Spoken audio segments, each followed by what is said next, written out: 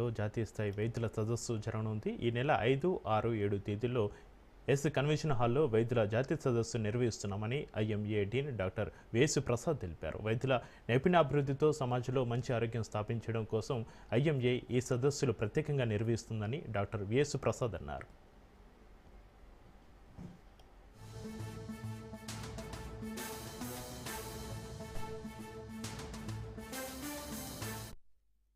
ఈరోజు వైద్యులు రకరకాల సమస్యలతో ఇబ్బంది పడుతున్నారు. అలాగే దేశం కూడా రకరకాల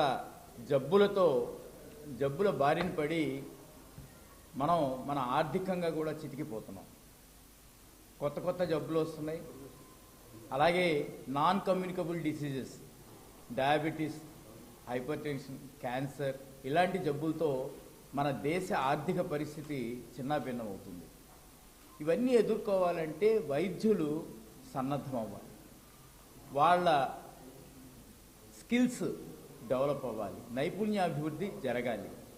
దీనికోసం ఐఎంఏలో కాలేజ్ ఆఫ్ జనరల్ ప్రాక్టీషనర్ అని ఒక అకాడమిక్ వింగు వైద్యులందరికీ కూడాను నైపుణ్యాభివృద్ధి కోసం సదస్సులు, క్లాసెస్, కోర్సులు, అలాగే సెమినార్లు, మ్యాగజైన్స్ ఇవన్నీ కూడా రిలీజ్ చేసి వైద్యుల్లో రకరకాల జబ్బుల్ని ఎదుర్కోవడానికి వీలు కల్పించే విధంగా ఐఎంఏ తను ఆ ధ్యేయంతో పనిచేస్తుంది.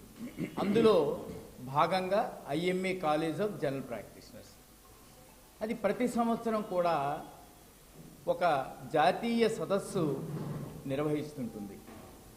నేను డీన్గా ఉండటం మూలాన ఈరోజు మన విజయనగరంలో దాని జాతీయ సదస్సు డిసెంబర్ 5, 6, 7 తారీఖుల్లో నిర్వహించడానికి మనకు ఒక విజయనగరం ఐఎంఏకు ఒక అవకాశం వచ్చింది.